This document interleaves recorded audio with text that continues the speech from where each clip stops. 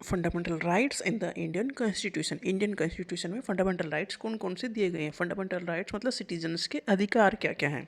पहली बात तो है राइट टू इक्वलिटी। इक्वलिटी का अधिकार है, मतलब सब बराबर हैं। कॉन्स्टिट्यूशन की नज़रों में सब बराबर हैं और कॉन्स्टिट्यूशन से बड़ा कुछ नहीं है कंट्री में। तो all persons are equal before the law. Law की नज़रों में सब बराबर हैं। All person shall be equally protected by the law of the country. कानून सबके लिए बराबर रहेगा, मतलब ऐसा नहीं है कि जो पैसा वालों से ज़्यादा प्रेफरेंस दिया जाए। सब बराबर है, सबके साथ एक जैसा सलूक किया जाएगा।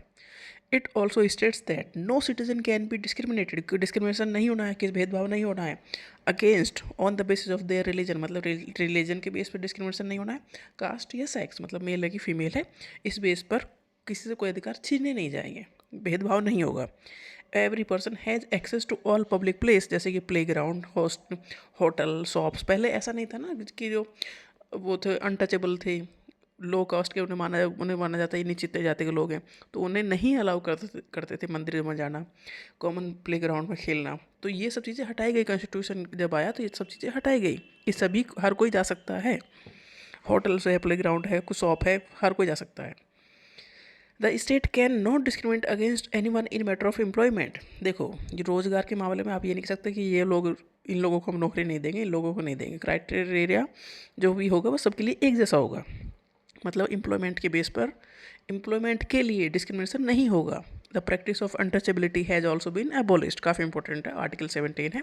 अनटचेबिलिटी पहले ये था ना, महाजन जी ने कहा गया, गांधी जी ने कहा हरिजन, वो एक ऐसी जाति थी जिनके साथ काफ़ी डिस्क्रिमिनेशन हुआ था।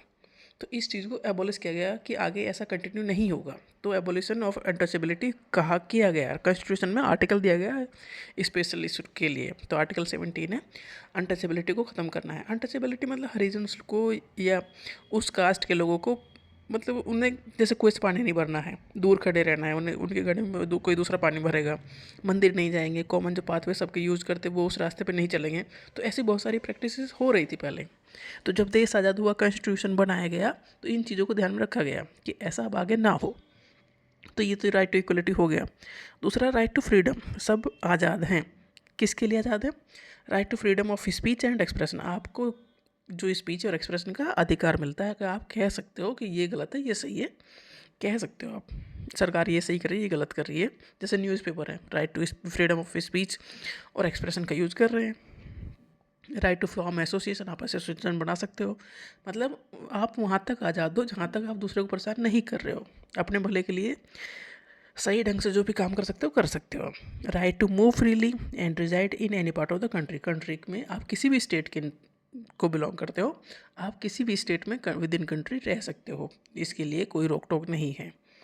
Right to practice any profession, occupation और बिजनेस। आप कुछ भी प्रोफेशन यूज़ कर सकते हो, मतलब कोई भी प्रोफेशन कर सकते हो, कोई भी व्यापार, बिजनेस, जो मर्जी आप जो करना चाहो कर सकते हो, बट वो लीगल होना चाहिए। तो ये था राइट टू फ्रीडम। इक्वलिटी का राइट मिल गया फंडामेंटल राइट में, राइट टू फ्रीडम हो गया। राइट अगेंस्ट एक्सप्लॉयटेशन, एक्सप्लॉयट आपको कोई नहीं कर सकता, जैसे कि the constitution prohibit human trafficking, forced labour and employment of children under 14 years of age. 14 साल से छोटे एज ग्रुप के जो बच्चे हैं उन्हें प्रोटेक्ट करने के लिए राइट अगेंस्ट एक्सप्लॉयटेशन आया। जैसे ह्यूमन ट्रैफिकिंग ये था कि बच्चों का पे जैसे कि बेचना खरीदना, फोर्स्ड लेबर नहीं होगा, और हजार्डस इंडस्ट्रीज है जैसी भी हो, 14 साल से कम के बच्चे अगर करते पाए गए तो जो मालिक है उसके उसे सज़ा मिलेगी इस चीज़ की। तो एक्सप्लॉइट ना हो पाए बच्चे, इसके लिए काफ़ी प्रोविज़न किए गए। राइट अगेंस्ट एक्सप्लॉयटेशन, इक्वलिटी दे दी, फ्रीडम दे दी। अब एक्सप्लॉइट ना हो इसके लिए भी आर्टिकल आ गए, कॉन्स्टिट्यूशन में इसका भी प्रोविज़न रखा गया। Right to freedom of religion, आपको जो भी रिलीजन फॉलो करना है आप कर सकते हो, प्रैक्टिस कर सकते हो, वहाँ तक जहाँ तक किसी दूसरे को परेशान आप ना कर रहे हो। Religious freedom is provided to all citizen, जिसका जो धर्म है उसे फॉलो करना करो, सरकार इसमें कोई इंटरफेयर नहीं करेगी।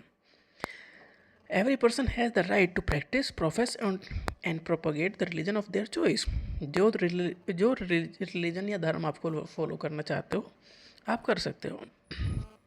Cultural and educational right.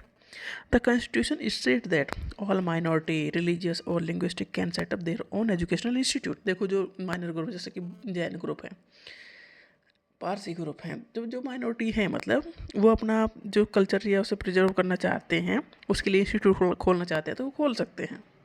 The constitution it's states that all minorities, religious or linguistic, जो can set up their own educational institute in order to preserve and develop their own culture, खुद के culture को बचाने के लिए अगर वो institute खोलना चाहते हैं तो खोल सकते हैं, और उन इंस्टीट्यूट में वो खुद के लोगों को प्रेफरेंस दे सकते हैं.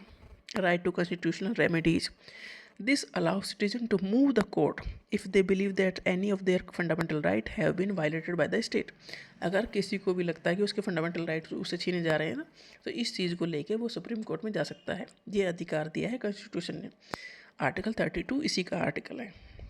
राइट टू कॉन्स्टिट्यूशनल रेमेडीज़ मतलब अगर हमारे फंडामेंटल राइट्स हमसे कोई भी छीन रहा है, सरकार छीन रही है, कोई ऑफिसर या कुछ भी ऐसा किया जा रहा है हमारे अगेंस्ट जिससे हमारे फंडामेंटल राइट छीने जा रहे हैं, तो हम डायरेक्ट सुप्रीम कोर्ट जा सकते हैं इस चीज़ को लेकर के. ये आर्टिकल 32 के अंडर में राइट टू कॉन्स्टिट्यूशनल रेमेडीज़ के फॉर्म में दिया गया है.